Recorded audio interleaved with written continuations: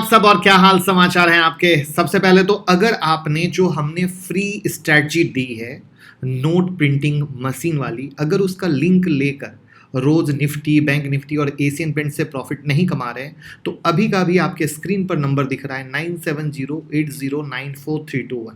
हमारी टीम को व्हाट्सएप कीजिए, अभी का भी लिंक लीजिए और इससे फ़ायदा उठाइए।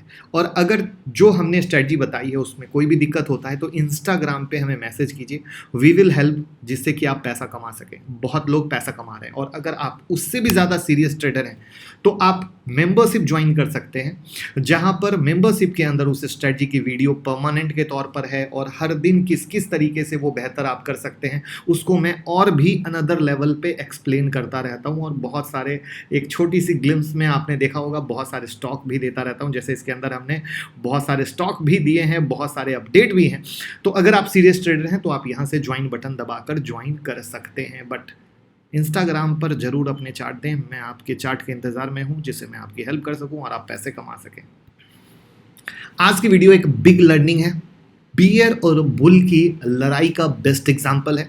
साथ में न्यूज में पैनिक होकर कैसे ट्रेडर पोजीशन को छोड़ता है और फिर वो स्टॉक नीचे से कैसे रिकवर करता है सुपर वाला, और तब ट्रेडर कहता है मार्केट मेरे लिए बना ही नहीं है, मेरे को बर्बाद करने आया था और न जाने क्या क्या, राइट। और फिर इस लॉस को याद करते रह जाते हैं। तो जानते हैं इस कहानी को क्या है। लेकिन यहां पर ये कहानी के अलावा हम ये भी आपके साथ डिस्कस करेंगे कि आखिर यही शेयर खराब रिजल्ट आने पे इतना क्यों गिरा, इसका कॉम्पिटिटर का भी रिजल्ट खराब आया था, वो क्यों नहीं गिरा, राइट। और एक दिन में 70,000 करोड़ का लॉस करा दिया। मैं किस शेयर की बात कर रहा हूं कमेंट में बताइए, और इसके कॉम्पिटिटर वाली एनालिसिस तो बहुत इंपॉर्टेंट होने वाली है। तो चैनल को जल्दी से सब्सक्राइब कर लीजिए और बेल आइकॉन हिट कर दीजिए।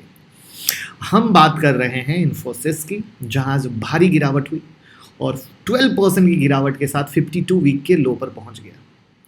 अब जो इनका रिजल्ट आया है वो अनुमान के मुताबिक नहीं आया।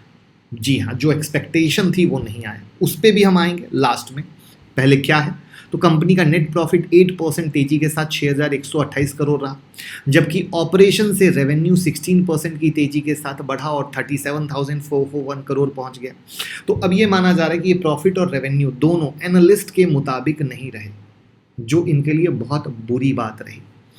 और इस बड़ी गिरावट की वजह से कुछ देर के लिए ट्रेडिंग को भी रोक दिया गया।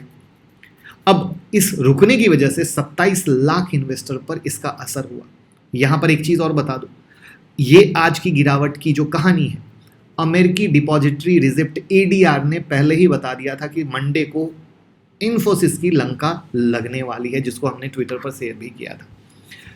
अब सवाल आता है कि ठीक है, सब कुछ सही है, लोगों ने खराब भी बोला, बट एक्चुअली मामला कहां पे सबसे ज्यादा हिट आया? तो मामला हिट आया BFSI यानी banking, financial service, insurance sector में आमदनी कम हो रही है। इसके अलावा टेलीकॉम और हाईटेक समेत कई सेगमेंट में प्रोजेक्ट रद्द हो गए हैं, ठीक है।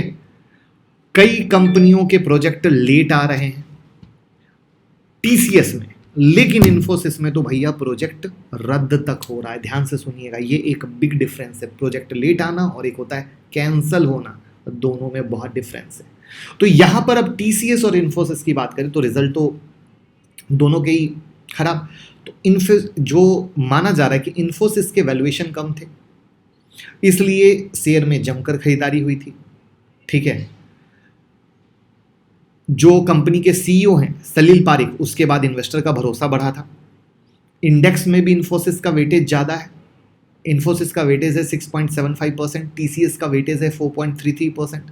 और इन्वेस्टर जब पैसा लगाता है तो इस बात का ध्यान रखता है कि वेटेज कितना है। म्यूचुअल फंड का भी पैसा इन्फोसिस में ज़्यादा लगा हुआ है। इन्फोसिस में जो हिस्सेदारी है 17.7% है और TCS में कितनी है पता है? सिर्फ 3%।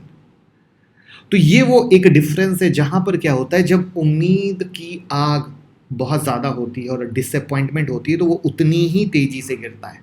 That's the part. इन्फोसिस में गिरावट भी उतनी ही तेज आपने देखी TCS के मुकाबले।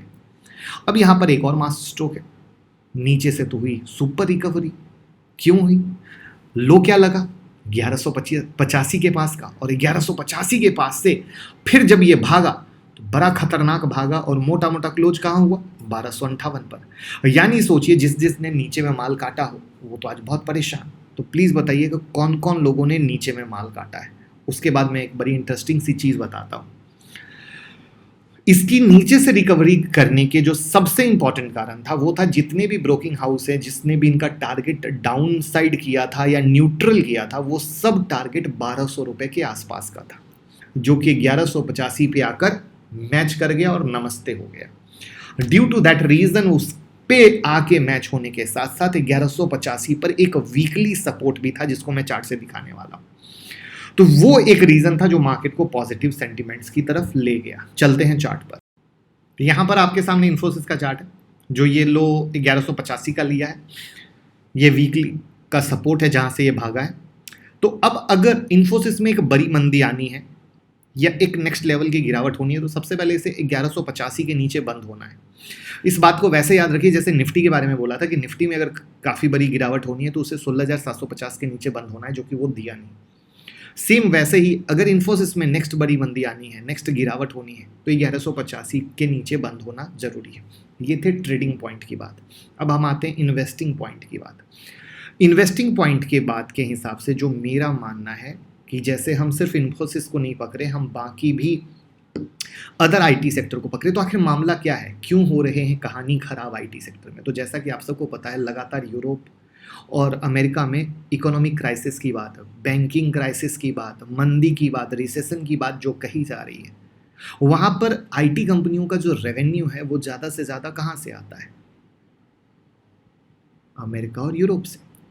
तो जब वहाँ पर मंदी आ रही तो जो रेवेन्यू है वहाँ से घटेगा, वहाँ से जो ऑर्डर मिलेंगे वो घटेंगे। वो सारे इम्पैक्ट आपको यहाँ पर दिख रहे हैं। ये इम्पैक्ट में जो मेरा मानना है, अगेन भूल से भी कभी भी आईटी शेयर में एक साथ पैसे ना लगाएं। इस पूरे आईटी सेक्टर को याद रखने के लिए मैं एक बेहतरीन एग्जांपल दूंगा आईटीसी का। आईटीसी जब 200 के पास में एकदम साइडवेज काम कर रहा था, लोग उसके बारे में बुरी बुरी बातें कर रहे थे, कोई उसके बारे में सोच नहीं सकता था, तब भी यही कहा जाता था कि आईटीसी में एसआईपी कीजिए, जितना लोअर लेवल पे सस्टेन करेगा आपको उतना बेहतर फायदा मिलेगा, यानी एक्यूमुलेशन ज़्यादा होगा। सेम टू सेम अगर आप आईटी बीज में इन्वेस्ट करते हैं और सोचिए कि 2023 आईटी सेक्टर के लिए खराब हो, यानी उस लोअर लेवल पे आपके पास बेहतर शेयर एक्यूमुलेट होते जाएंगे, और वो बहुत बेहतर शेयर एक्यूमुलेट होते जाएंगे तो वो वॉल्यूम में रहेगा, और वो वॉल्यूम में रहेगा तो ड्यू टू दैट रीज़न जब 2024 से आईटी सेक्टर चलेगा तो आपको एक बेहतरीन रिटर्न मिलेगा। ये बहुत इंपॉर्टेंट बात है। तो यहाँ पर हम 5 साल 3 साल के विज़न पे बात करते हैं कि ये एक गिरावट अच्छे आईटी सेक्टर के लिए एक अंडर वैल्यू जाकर आपको बाइंग देने का मौका है, जहाँ पे जिसे कहा जाता है वैल्यू इन्वेस्टिंग। वैल्यू इन्वेस्टिंग में अच्छे शेयर को लोग सस्ते भाव में लेना पसंद करते हैं, तो ये बिल्कुल उसी तरीके से होने की बात है। तो याद रखिएगा, ट्रेडिंग एक बहुत अलग बात है, इन्वेस्टिंग एक बहुत अलग बात है। ट्रेडिंग के लेवल मैंने बता दिए, इन्वेस्टिंग की कहानी है ये मैंने आपके साथ शेयर कर दी। इस पूरे पिक्चर को मिलाइए और आप कौन हैं, ट्रेडर हैं तो ट्रेडर के हिसाब से चलिए, इन्वेस्टर हैं इन्वेस्टर के हिसाब से चलिए। ये वर्ड इसलिए यूज़ कर रहा हूँ क्योंकि यहाँ पर 1315 और 1360 के करीब का अब इसको रेसिस्टेंस होगा, यानी ये इसके बीच का गेम होगा। अब इस बीच के गेम से कब क्या कैसे निकलता है उसके बाद की कहानी होगी, जिस पर हमें नज़र रखने की ज़रूरत है।